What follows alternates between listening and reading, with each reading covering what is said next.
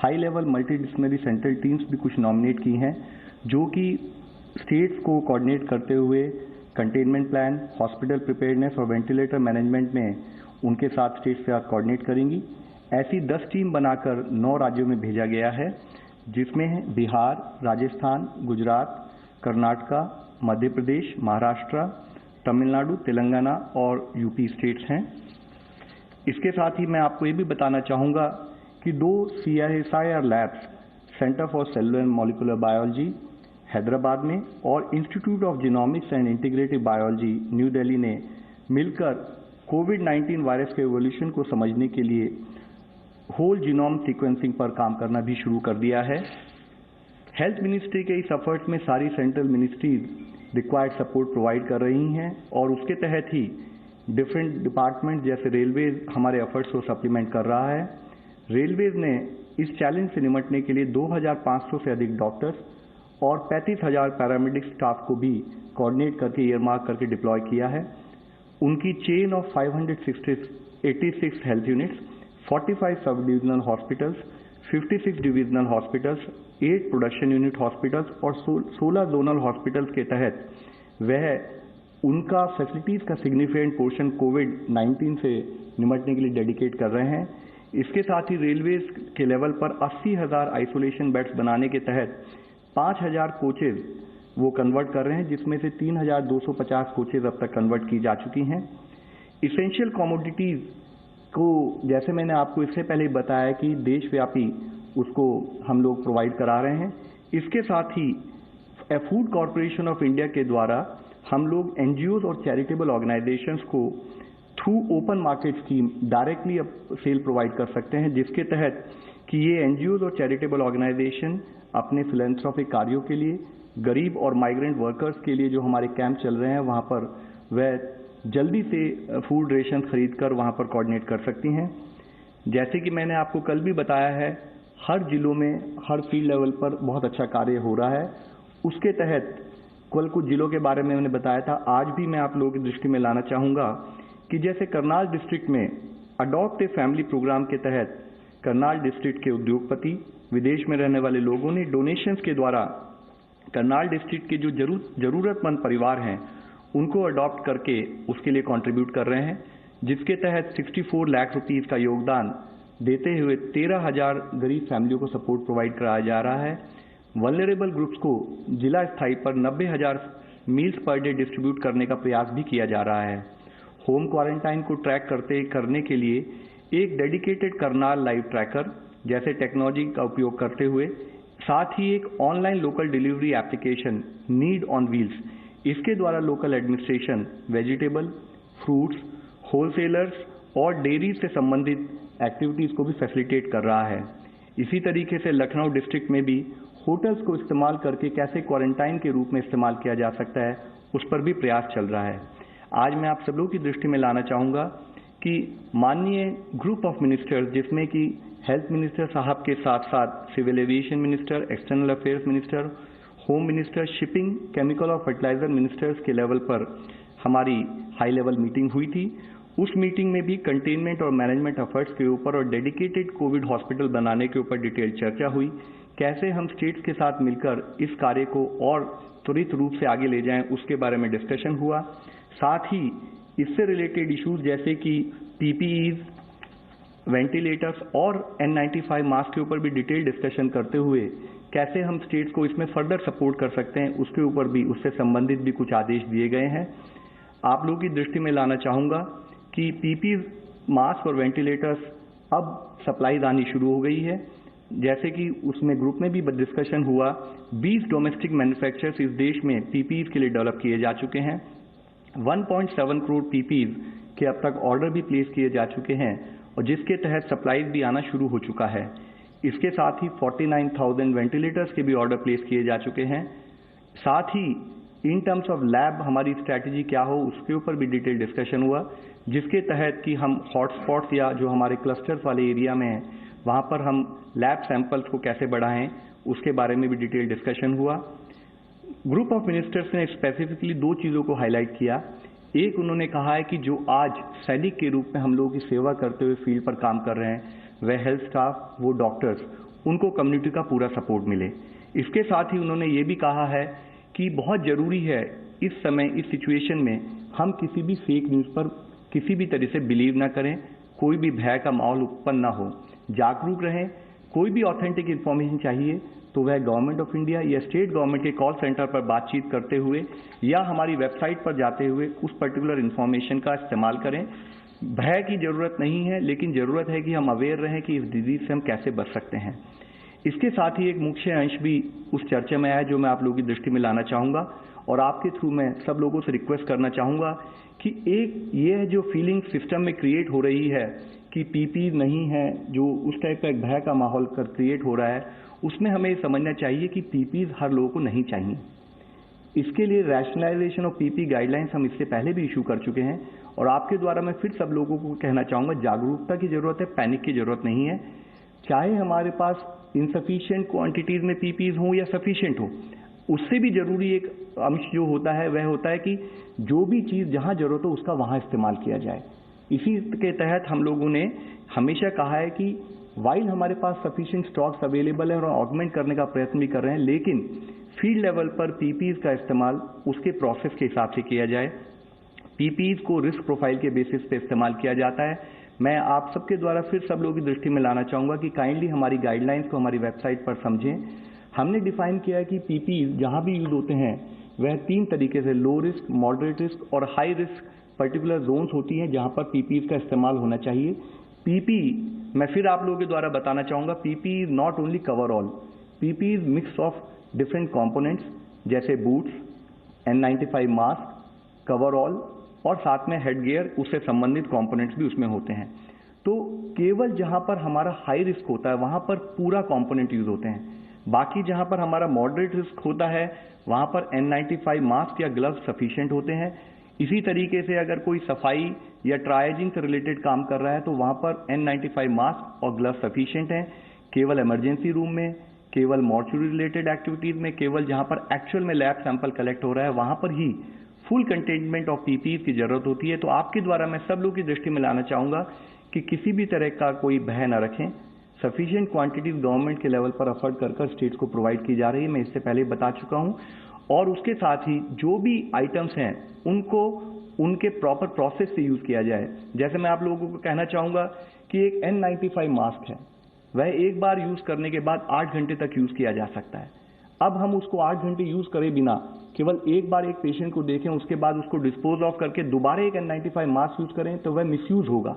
तो इसके लिए जरूरी है कि हम रैशनलाइजेशन की जो एक्सरसाइज है उसको प्रॉपर फॉलो करें। इसके साथ ही एक और अंश जो उस डिस्कशन में आया था वह ये था कि हमें ये समझना होगा कि HCQ हाइड्रोक्सिल क्लोरोक्वीन वह पर्टिकुलर नॉर्म्स के हिसाब से इस्तेमाल होनी चाहिए। हमने इससे पहले भी आप सब लोगों को द्वारा बताया है कि हाइड्रोक्सिल क्लोरोक्वीन जो केवल कॉन्टैक्ट्स को और डॉक्टर जो पॉजिटिव पेशेंट से डील कर रहे हैं केवल उनको ही दी जानी है और उससे संबंधित प्रोटोकॉल को फॉलो किया जाए।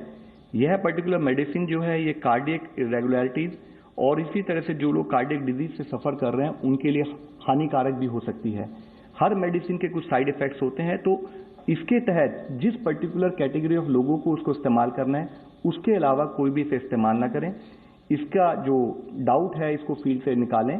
साथ ही इससे संबंधित जैसे कल भी आपने मेरे से पूछा था, मैं फिर आप लोगों की दृष्टि में लाना चाहूंगा कि गवर्नमेंट ऑफ इंडिया के लेवल पर प्रॉपर लेवल पर हर लेवल पर डिस्कशन करते हुए जितनी हमारे को HCQ की जरूरत है उतनी sufficient quantities as and when जब जरूरत होगी उसके लिए देश ने हर तरह से तैयारी की हुई है।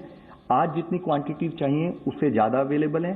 फ्यूचर में जितनी क्वांटिटीज की प्रोजेक्शन हो सकती है उसका पूरी प्लानिंग करके 100% तरीके से गवर्नमेंट HCQ हाइड्रोक्सिल क्लोरोक्वीन के बारे में सक्षम है।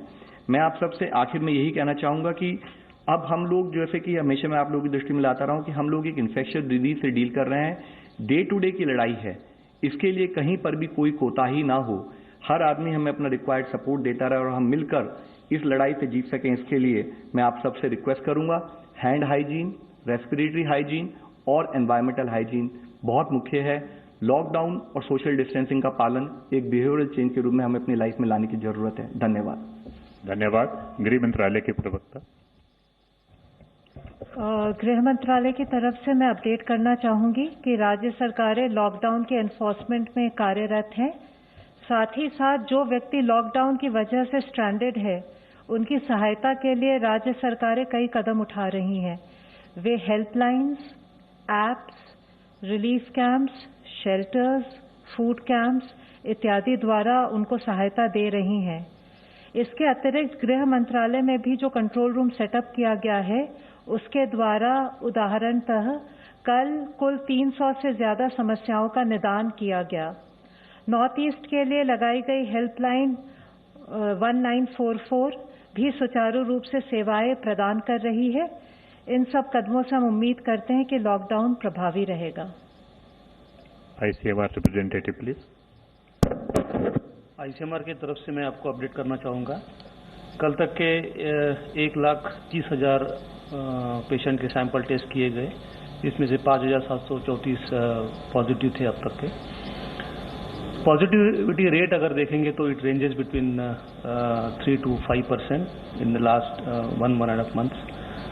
It has not increased substantially. Kal we have tested 13,143 samples. So these are the updates from ICMR. Thank you. पहला ऑनलाइन क्वेश्चन है। Now that India has supported the USA with HCQ, can it be presumed that the treatment strategy for India will change now? Do we have adequate supplies of HCQ in the country for our own needs? It can not only be presumed, it can taken with 100% surety कि country की जितनी requirement HCQ की है वो देश में available है। Future requirement की प्रोजेक्शन को एनालाइज करते हुए भी उसको इंश्योर किया जा चुका है। Follow me India today. One question to ICMR and then to Mr. Agarwal. My question is about you giving permission for research protocol as far as clinical trials are concerned vis-a-vis the convalescent plasma therapy to Kerala. Can you tell us a little bit more about that? And Mr. Agarwal, you said about the GUM, which discussed about the sufficiency of PPE kits, N95 masks and ventilators as well, as far as state needs are concerned. How are you meeting that? What sort of came up? Could you elaborate on that? Convalescent plasma का protocol अभी ICMR final stage में है। वो we will be finalizing that protocol, और उसके बाद we will have to take approval of DCGI before conducting any clinical trial. It is not currently used और currently prescribed to give all patients. It will be used only in a clinical trial mode before it is recommended for all other patients. Is it successful so far? In other countries, they have found it is successful. Yes, in limited clinical trial. Yes, and this is only for very severe patients who are on ventilators, not milder cases. Will you extend it to only Kerala? Will you extend it in other? Yes, of course, but one has to get approval from the DCGI before it is the trial is done in other places. Yes. Ma'am, as I had mentioned earlier, the whole effort is being driven by public health experts, supported by Committee of Secretaries chaired by Cabinet Secretary, and then after that group of ministers which provides us policy directions, and the whole effort primarily is monitored at the highest level in the country. Group of ministers जो आज मिले थे, उन्होंने पूरी situation की समीक्षा की। उन्होंने ये देखा कि आज हम लोग किस लेवल पर काम कर रहे हैं, हमारे क्या चैलेंजेस फ्यूचर के हैं, और उन फ्यूचर चैलेंजेस के लिए किस टाइप की प्रिपरेशन देश में ज़रूरत है। जैसे कि मैं आप लोगों की दृष्टि में पहले भी ला चुका हूँ, उसके तहत ही उन्होंने डिस्कशन किया कि आज डेडिकेटेड कोविड हॉस्पिटल्स हमारा एक मेजर फोकस एरिया होना चाहिए। कैसे हम स्टेट के साथ कोऑर्डिनेट करके डेडिकेटेड हॉस्पिटल्स को और आगे बढ़ा सकते हैं। हॉस्पिटल्स का जो हमने कैटेगराइजेशन किया था केयर सेंटर्स के रूप में, ऑक्सीजन सप्लाई वाले बेड और क्रिटिकल बेड के रूप में, उसके ऊपर डिटेल डिस्कशन करते उन्होंने बताया कि कैसे हम स्टेट्स को फर्दर सपोर्ट करें कि यह कार्य और त्वरित गति से आगे बढ़ाया जा सके। इसके साथ ही टेस्टिंग स्ट्रैटेजी को कैसे हमें रिवाइज करना है, उसके ऊपर डिटेल डिस्कशन करके आदेश दिए गए। साथ ही हमारा major focus clinical management of patients कैसे रहना चाहिए, उसके ऊपर भी उन्होंने हमें डिटेल डायरेक्शन दी है। एक और ऑनलाइन क्वेश्चन है ICMR के लिए। Have the 2.5 lakh testing kits arrived that we were expecting to be delivered by 8th or 9th of April? Well, these kits have not arrived yet, but they are expected any time. Neelu, please use mic, Neelu. Sir, कल से देख रहे हैं कि कई राज्यों में containment plan जो है बहुत कड़ाई से लागू किया जा रहा है, एरिया को सील किया जा रहा है और लॉकडाउन को बहुत तेजी से बढ़ाया जा रहा है। पिछले 17 दिनों में ये काम क्यों नहीं हुआ? क्या नहीं लगता कि राज्यों की जो लापरवाही रही उसी कारण आपके केसेस इतने ज्यादा आ रहे हैं? Sir, we will end up demotivating the set of people who are working at field. I think we should project the question slightly differently. हो ये रहा है कि फील्ड में शुरू से ही काम हो रहा है। आज भी जो आप रिजल्ट देख रहे हैं पिछले 2.5 महीने से, जब से कि पहला केस चाइना में रिपोर्ट हुआ था उसके बाद से ही जिले के लोग, स्टेट के लोग इसमें लगातार कार्य करते आ रहे हैं। और आप ये समझिए कि हम कोई भी एक्शन अगर स्टेट लेवल पर, जिला लेवल पर ले रहे हैं तो वो हमारा एक्शन होता है incommensurate with the type of challenge we are feeling. तो आई वुड से कि we have to compliment the states as well as the districts for the hard work they are doing, and we have to keep on taking their help in terms of ensuring that we actually end up breaking the chain of transmission. Sahil from ANI. So good afternoon, I'm Sahil Pandey from ANI News Agency. My question is related to recent death of a doctor in Indore who contracted COVID. So how could doctor contract COVID disease? He is a frontline worker. Was there enough PPE available over there in the hospital, because it becomes very difficult? And you mentioned that PPE is not absolutely necessary or it's not required all the time. Sir, one more thing is that many doctors are getting assaulted as well. What do you have to say on that? Thank you. Sir, मैंने दोनों विषय में actually मैं काफ़ी detail में आज बताया था, बट सिंस ये बात तो मैं फिर दोबारा से आपकी दृष्टि में लाना चाहूँगा कि हमारे लिए बहुत ज़रूरी है कि हम हर ट्रेनिंग में एक फोकस करते हैं कि इन्फेक्शन प्रिवेंशन एंड कंट्रोल की रिक्वायर्ड गाइडलाइंस को फॉलो किया जाए, क्योंकि वह बहुत ज़रूरी है। हमारे फ्रंट लाइन वर्कर उन गाइडलाइंस को फॉलो करते हुए पेशेंट का ट्रायजिंग करें, पेशेंट का आइडेंटिफिकेशन करें, पेशेंट का ट्रीटमेंट करें। अगर कोई भी अनफॉर्चुनेट इंसिडेंट ऐसी आती है कि हमारा कोई मेडिकल स्टाफ किसी भी कारणवश अगर वो इन्फेक्ट होता है तो it is a big problem for us and we would really urge कि जो गाइडलाइंस हैं फील्ड लेवल पर वो फॉलो की जाएं। दूसरा क्वेश्चन आपने पूछा था प्रोटेक्शन, तो इसका ही दूसरा एस्पेक्ट ये है कि बहुत ज़रूरी है कि हमारे जो फील्ड वर्कर हैं, अब आप ये समझिए कोई भी जब हम इन्फेक्शन प्रिवेंशन की भी बात करते हैं तो हर तरह का रिस्क लेके आज जो हमारा फील्ड का हॉस्पिटल स्टाफ, हमारे डॉक्टर्स जो पेशेंट्स को ट्रीट कर रहे हैं, जब वे इस तरह के खतरे को होते हुए भी हर तरह से सपोर्ट करें तो क्या ये हमारी जिम्मेदारी नहीं बनती?